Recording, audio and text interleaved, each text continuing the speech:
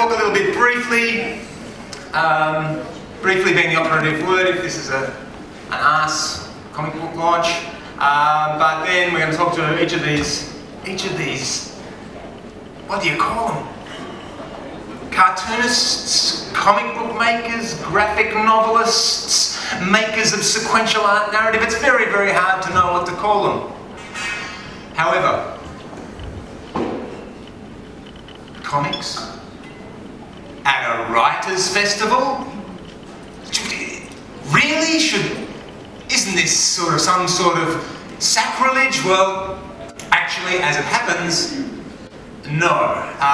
Because all of these authors here, these writers, these drawers, all of them do something which predates writing with letters and with alphabets.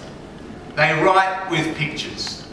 And so really comics, as opposed to being, you know, the kid at a writers' festival, the preschooler being, you know, fed lollies to be quiet while the real writers are speaking. Really, we should be looking at these artists as the elders of a writers' festival, as the shamans of a writers' festival, as the wise men and witch doctors of a writers' festival.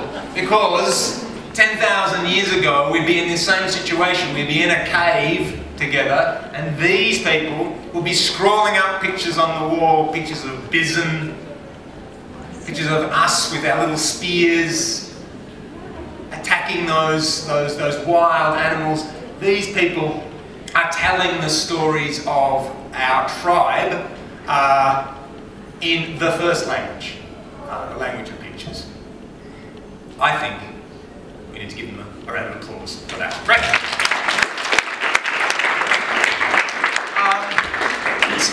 It's like a little class or something. It's amazing. But okay, so first of all, though, no, second of all, we need to describe, give some meaning, some elucidation to this whole Skinny Arse thing.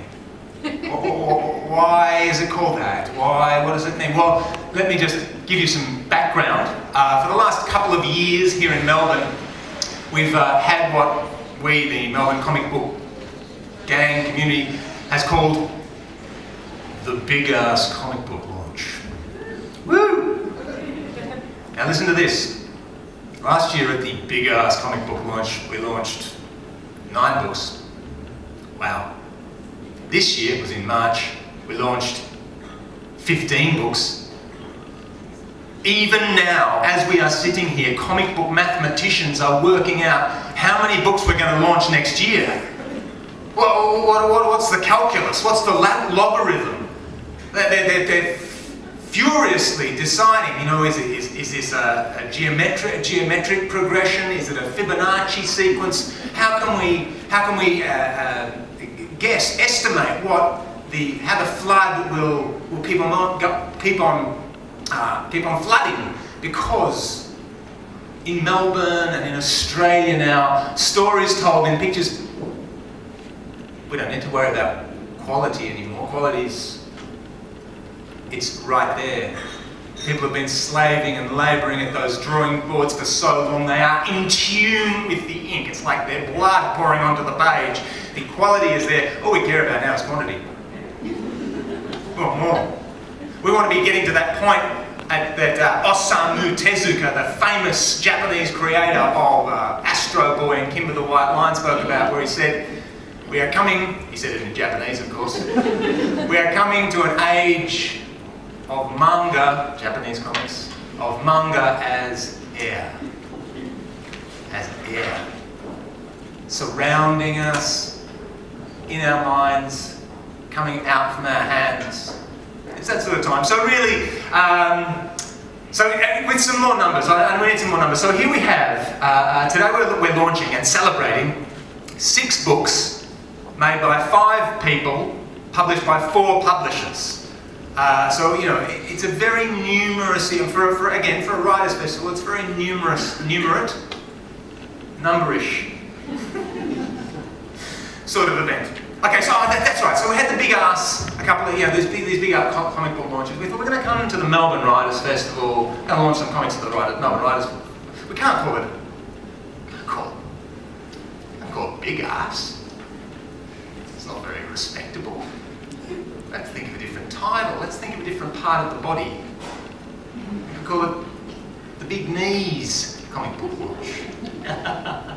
Maybe we call it the Big Hair Comic Book Launch. But then we realised, no, the arse is central. So then we thought, okay, well, you could call it the Wobbly Arse Comic Book Launch. Again, not so good. The Rat's Arse Comic Book Launch. But then, just the other day, as is my wont, I was trawling through internet porn sites and I came across a lovely site called Australian Cartoonists at the Beach. And just one of the photos on that, incredibly informative, and I hope you're all on your iPads now going on that site, is a beautiful shot of all of these creators sharing a day. I can't tell whether it was St Kilda or Manly Beach. All of them in their Speedos, and immediately the only title for this launch was suggested.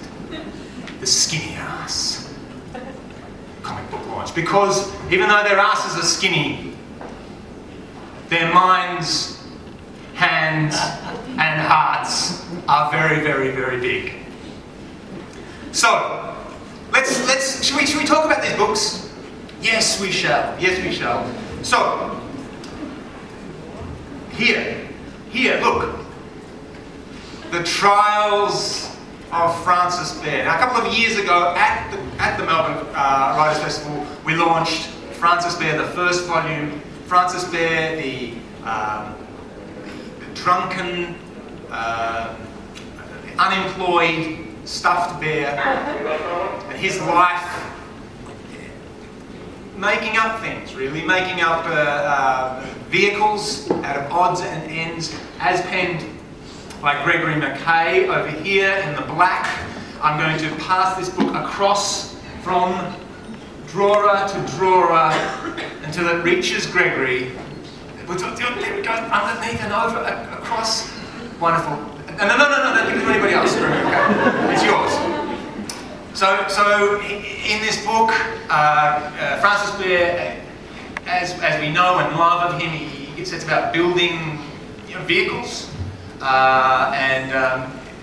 and his friend Doug, the dog, are still getting into scrapes and more than scrapes. I have a question for you. I have a question for each of these we don't know what to call them, authors, writers, drawers.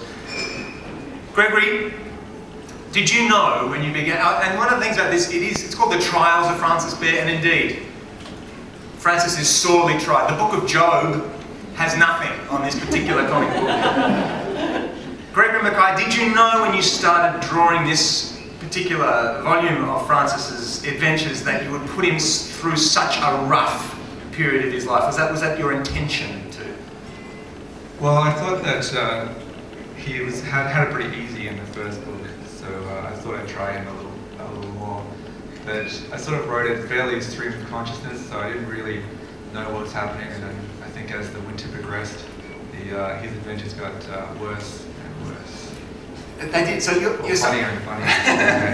and simultaneously the same, worse and worse, and funnier and funnier. And so really, you didn't know. You were sort of following Francis. I had the arc in mind, so I knew how I wanted it to end up. This kind of situation he would find himself in.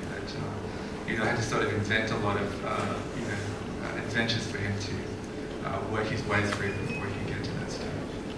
And when you get to some of the moments of extreme funniness, do you ever spill the ink when you're sort of drawing it because you're laughing and you have to go through them quite out? I'd like to say that I did, but I didn't spill any ink on this one, which is a remarkable feat. I didn't spill any ink on the page, I spilled it on myself.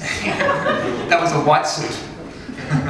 Once upon a time. They're more like blue jeans, so that okay. You can't really tell. Excellent. Thank you very much. Thank you very much. Okay, so